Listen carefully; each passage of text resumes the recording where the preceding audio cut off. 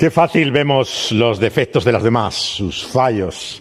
Lo que pasa es que los llamamos de otra forma. De unos decimos que son cabezotas, ¿no? Y otro de nosotros mismos decimos otra cosa. Claro que tenemos convicciones, fuerza de voluntad. A unos los vemos como egoístas, pero en otros decimos simplemente, cuando hablamos de nosotros mismos, que lo que tenemos es independencia. Pero no nos engañamos. La realidad es que el baremo con el que medimos a los demás no se corresponde al nuestro.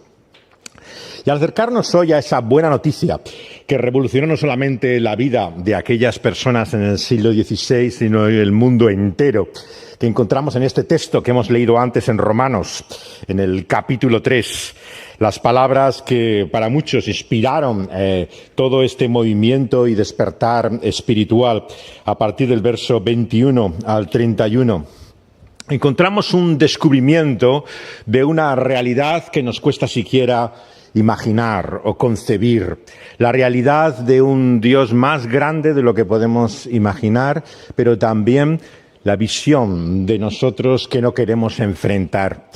Y así dice la palabra de Dios. Ahora, aparte de la ley, se ha manifestado la justicia de Dios, testificada por la ley y por los profetas. La justicia de Dios por medio de la fe en Jesucristo. Por medio de la fe en Jesucristo para todos los que creen en Él. Porque no hay diferencia. Por cuanto todos pecaron y están destituidos de la gloria de Dios, siendo justificados gratuitamente por su gracia, mediante la redención que es en Cristo Jesús, a quien Dios puso como propiciación por medio de la fe en su sangre, para manifestar su justicia, a causa de haber pasado por alto en su paciencia los pecados pasados, con la mira de manifestar en este tiempo su justicia a fin de que Él sea el justo y el que justifica al que es de la fe de Jesús. ¿Dónde está, pues, la jactancia? Queda excluida. ¿Por cuál ley? ¿Por la de las obras? No, sino por la ley de la fe. Concluimos, pues, que el hombre es justificado por fe, sin las obras de la ley. La pregunta que muchos se hacen, ¿cómo puede haber un Dios justo en un mundo lleno de tantas injusticias? ¿Cómo puede haber semejante y flagrante violación de todos los derechos y haber un Dios en los cielos que permanece impasible? Para muchos esta es la razón por la cual no pueden creer que Dios exista, porque existe el mal en el mundo. Pero si eso os parece difícil de entender, el apóstol nos propone aún algo peor todavía para poder asimilar en nuestra mente. ¿Cómo un Dios justo puede justificar a alguien injusto? ¿Cómo alguien que claramente es culpable a los ojos de ese Dios con su justicia perfecta puede ser, sin embargo, considerado como justo a sus propios ojos? Esto, como se suele decir ahora, te vuela la cabeza. Es algo que realmente no hay forma alguna de poder aceptar. Es, en definitiva, el escándalo del Evangelio. Y ese escándalo del Evangelio es inescapable. A medida que profundizamos en la Escritura y en las palabras del apóstol en este Nuevo Testamento, comprendemos hasta qué punto esto realmente no viene de la mente humana. No es consecuencia de nuestra propia imaginación. ¿Cómo puede ese Dios justificar al que no es justo? En primer lugar, nos muestra dónde está la fuente de esto que llamamos nuestra justificación. Y esa es solamente una: Dios y su gracia. Es importante entender esto porque ¿cómo medimos la justicia? La medimos, como decíamos antes, comparativamente. Lo que para ti te parece injusto de los demás, cuando se trata de medir tu propia injusticia, es otra la medida y el baremo que utilizas. Nos justificamos. Creo que no hace falta explicar ese término. Todos entendemos de una forma natural lo que significa justificarse. Basta que alguien apunte y te muestre algún fallo o error, alguna inconsecuencia tuya, que ¿qué es lo que haces? Justificarte. Espera que te explique. Déjame, es que no entiendes. Todos entendemos perfectamente lo que es la justificación desde nuestro punto de vista. Pero aquí el apóstol nos muestra cuál es la justicia de Dios, la justificación. Y esa justificación solamente se explica por una realidad maravillosa, que es su gracia. Su gracia es un favor inmerecido. Es algo que no podemos explicar en base solamente a su justicia.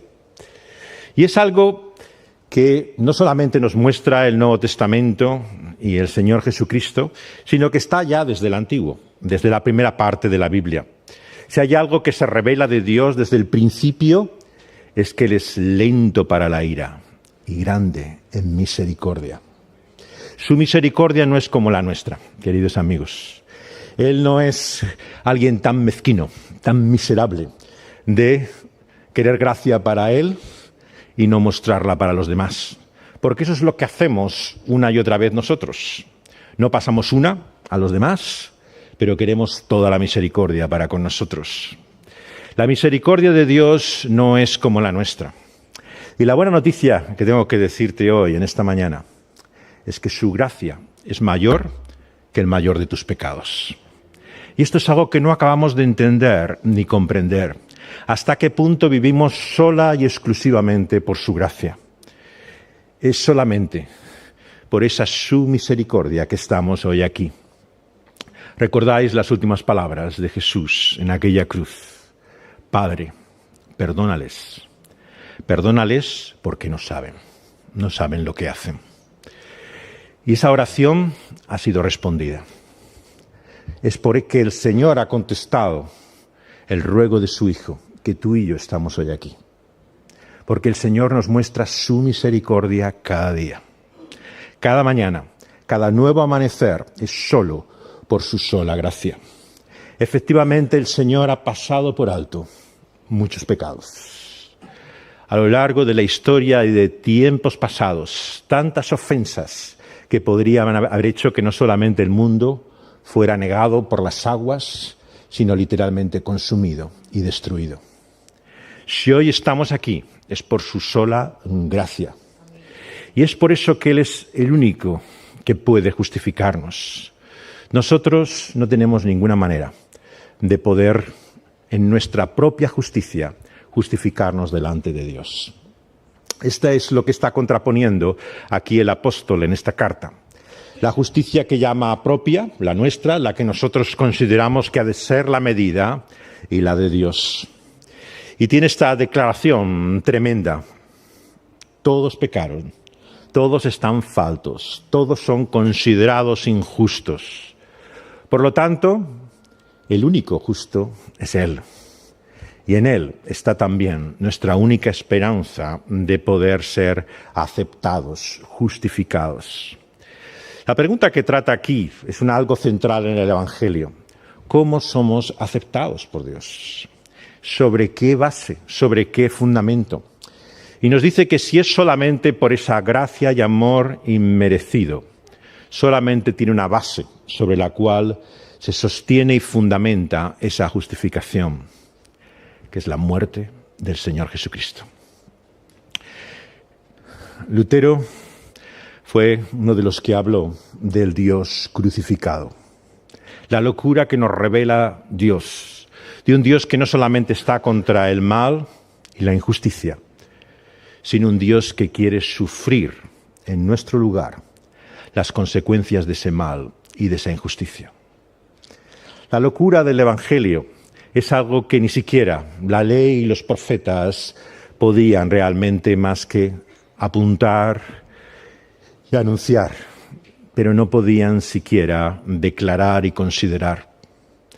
Al principio de la Escritura entendemos que hay un Dios justo que se enfrenta contra el mal y dice que acabará con él. Esa es la promesa del principio.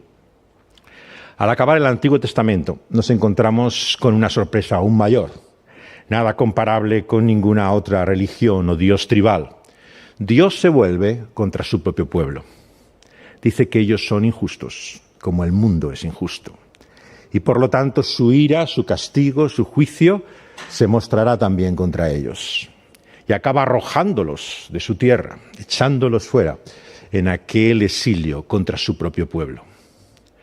Pero ¿sabéis lo que viene a continuación? En el centro de la revelación de Dios, que son los evangelios.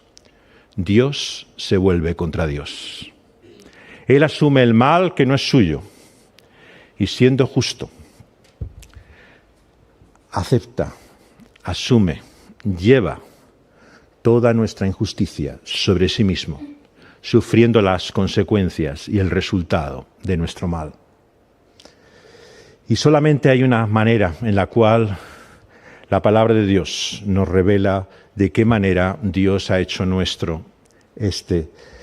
suyo nuestro problema, y es el Calvario, la cruz del Señor Jesucristo. Lutero decía que no hay mayor misterio que la cruz. En cierta forma es como si solamente pudiéramos vislumbrar algo del asombro que hay en ella, pero estuviera todavía velado, como una cortina que todavía está cerrada, y que solamente al final, cuando veamos a Dios como Él es, esa cortina se descorrerá. Y en ese momento, a la luz de la eternidad, veremos hasta qué punto lo ocurrido en aquel madero nos desvela la realidad de quién es Dios.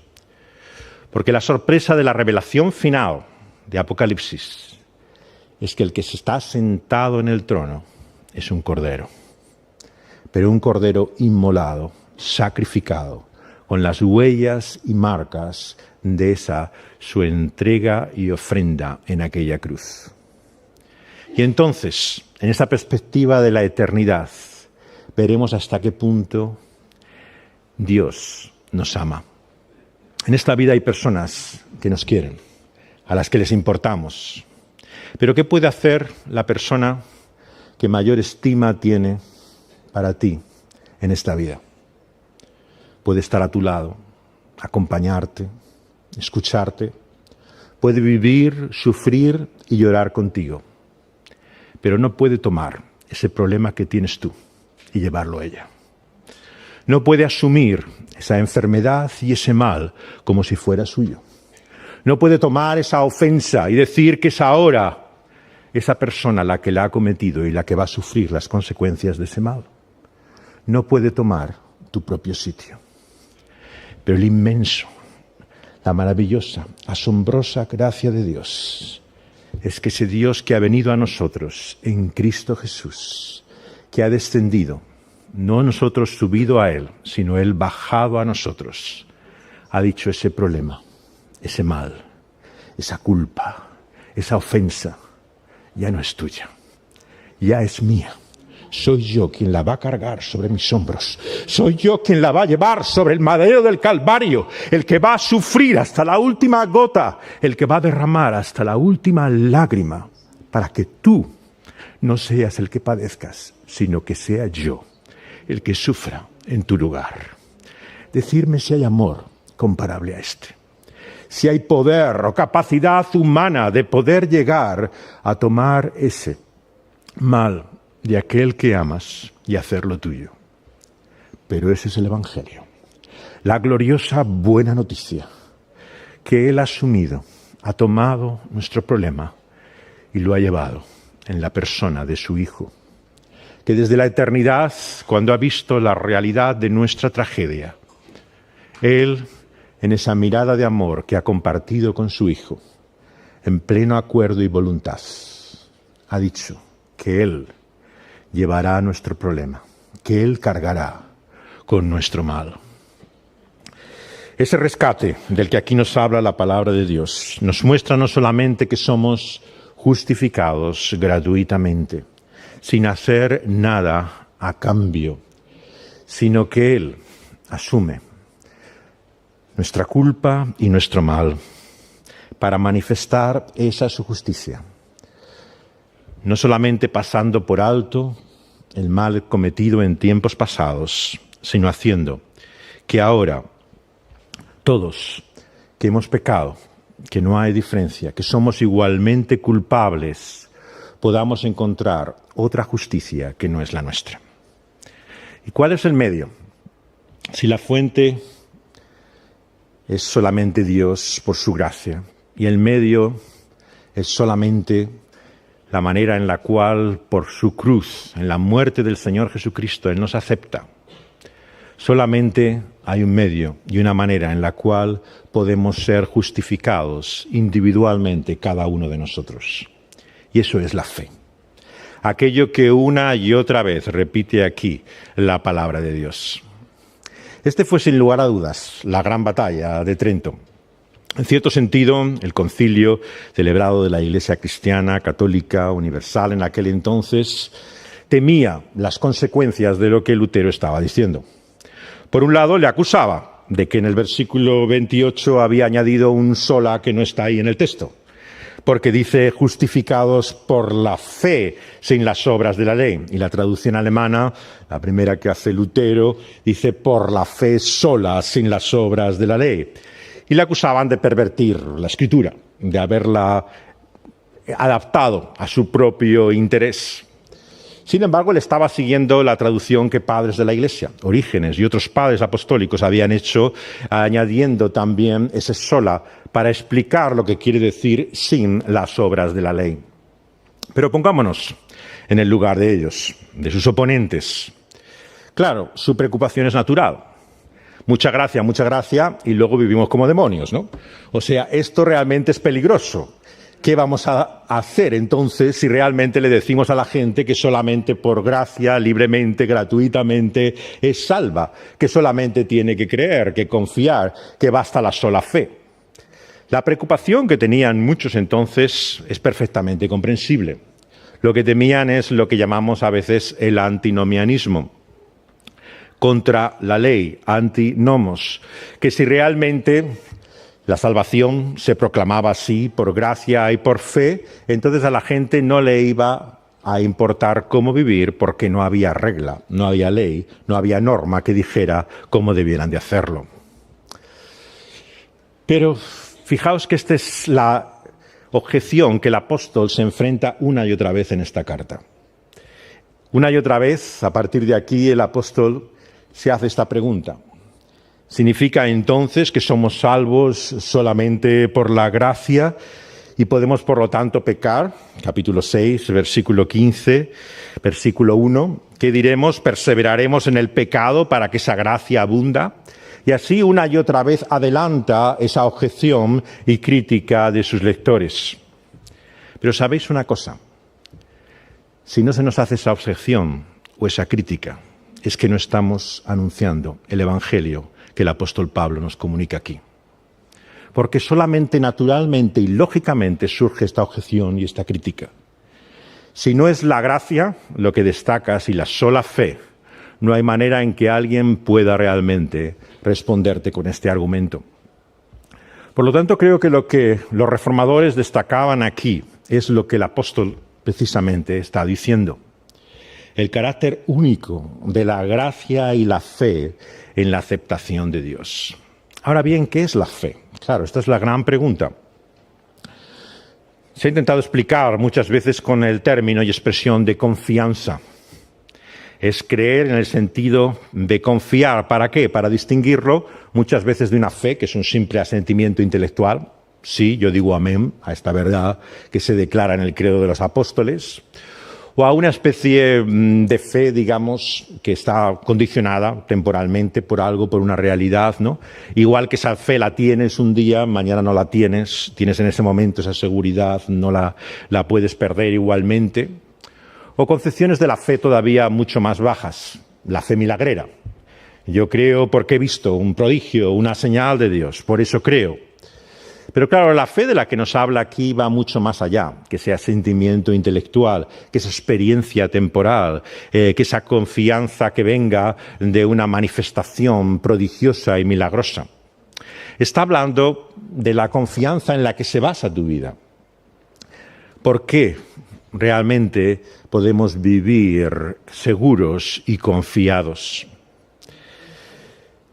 El apóstol nos dice que solamente hay una base para nuestra seguridad y confianza, que es nuestra aceptación por Dios. Y por eso mi pregunta en esta mañana, en primer lugar, es si te sientes aceptado por Dios. ¿O crees que Dios tiene algo en contra tuya? Que Dios cuando te mira te dice, bueno, ya basta, ¿no? ¿Qué te crees? ¿Y me puedes engañar? Aquí cantando las cancioncitas, muchas oraciones y mucha expresión de piedad. Pero ¿qué es lo que has hecho ayer? ¿Qué es lo que has hecho la semana que ha pasado?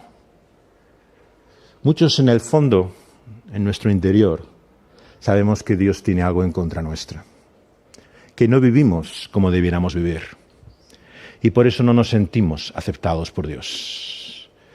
Estamos movidos al contrario por ese temor, el temor de las consecuencias que eso pueda traer.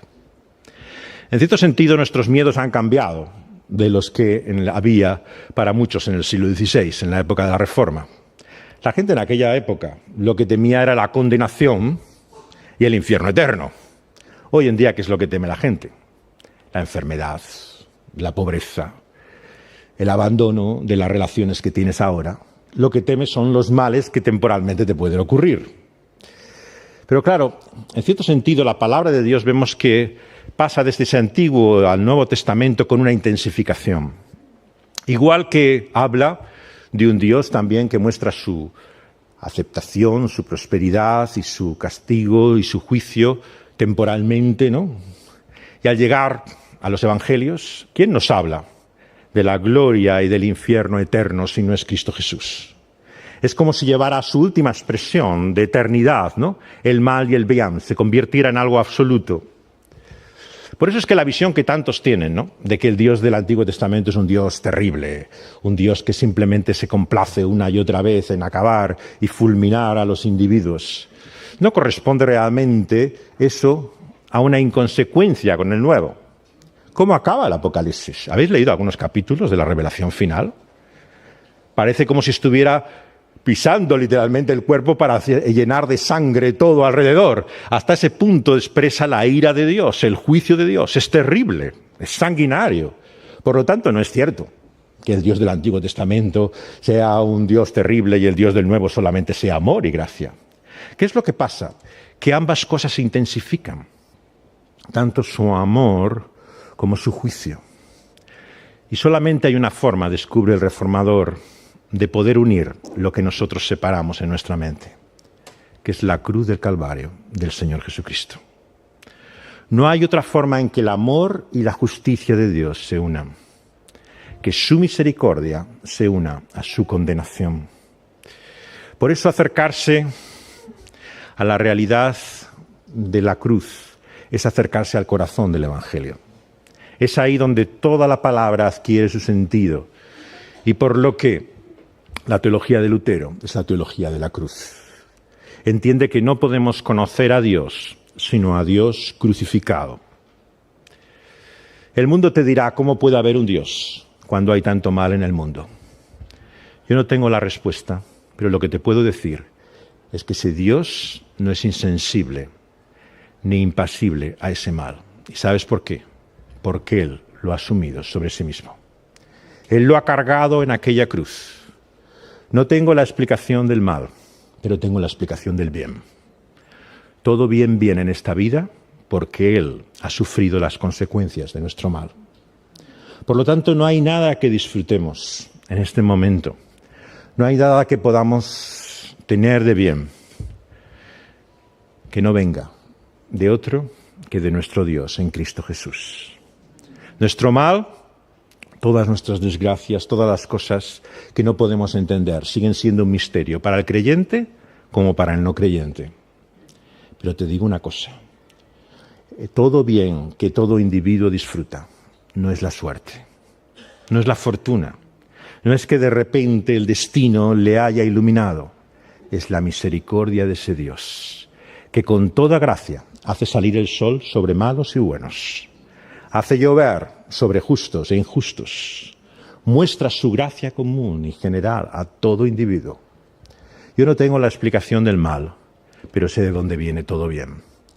Y por eso reconozco que todo lo bueno que haya en mí y alrededor de mí, se lo debo a Dios y a su gracia.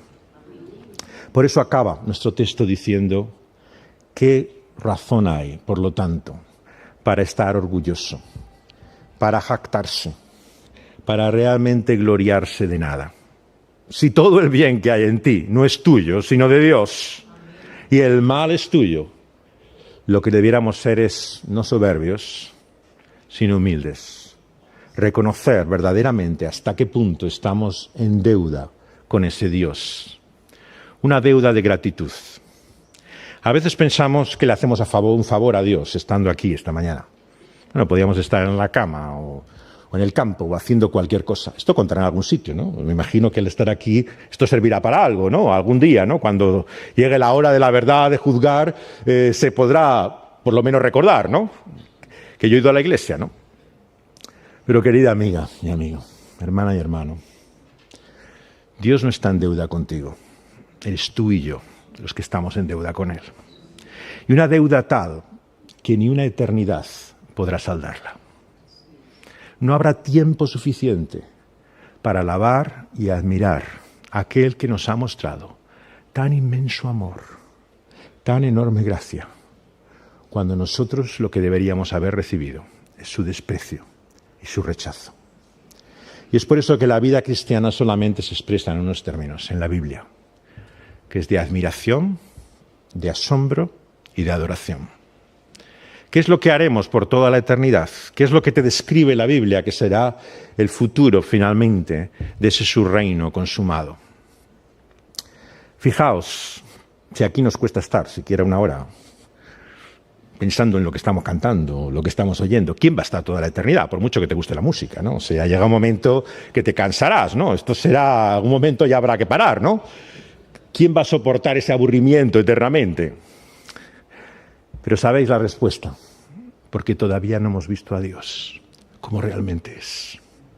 El día que veamos su rostro, que le veamos tal y como es en Cristo Jesús, no habrá admiración, no habrá alabanza y adoración que pueda parar por toda la eternidad. Estaremos maravillados, eternamente asombrados por ese inmenso amor que ha enviado a su único Hijo para sufrir en nuestro lugar, nuestro mal, y ser admirado. Por eso a Él sea la gloria, ahora y para siempre. Vamos a orar, vamos a hablar con Dios.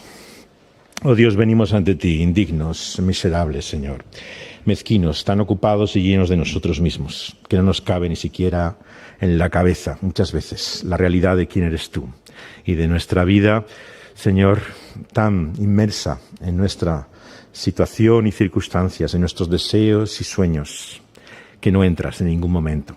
Perdónanos, Señor, porque no sabemos lo que hacemos. Somos miserables, somos mezquinos, vivimos encerrados, Señor, en ese abismo, Señor, en el cual, en nuestra miseria culpable, Señor, te hemos alejado y nos hemos apartado, Señor, del único bien que hay en esta vida, que viene de ti. Señor, perdónanos, porque contra ti hemos pecado. Todo mal que hacemos en esta vida nace, Señor, de esa profunda transgresión.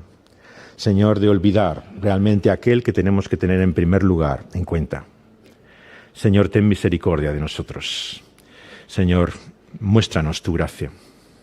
Señor, venimos ante ti sabiendo que no tenemos otra confianza, otra seguridad, que la entrega, Señor, que tú has hecho de tu amado Hijo, llevando Él ese peso, esa carga y esa culpa que a nosotros nos correspondía. Señor, recíbenos por el sacrificio de tu amado Hijo, por su entrega, Señor, por su cruz. Señor, su sangre limpia todo pecado. Y es por eso que tu gracia es mayor, Señor, que el mayor de nuestros males, Señor. Porque esa sangre, Señor, es capaz de lavar lo que nosotros no podemos limpiar ni purificar. Porque ni siquiera toda una vida intentando enmendar nuestros errores pasados podrá, Señor, cubrir lo que la bendita sangre de tu amado Hijo cubre. Porque su sangre es poderosa, poderosa para salvarnos y para rescatarnos, para hacernos tuyos para siempre, para llevarnos ante tu presencia. Bendita la sangre del Señor Jesucristo, por la cual somos adquiridos, Señor, para ti. Que eso nos lleve a estar más agradecidos, a alabarte, a reconocerte, a considerarte, a darnos cuenta, Señor, de que tenemos una deuda de gratitud contigo, que no habrá vida que podrá saldarla, que toda la eternidad no será suficiente para reconocer que tú eres bueno, tan inmensamente bueno, que no podemos ni imaginarlo. En nombre de Jesús te lo pedimos. Amén.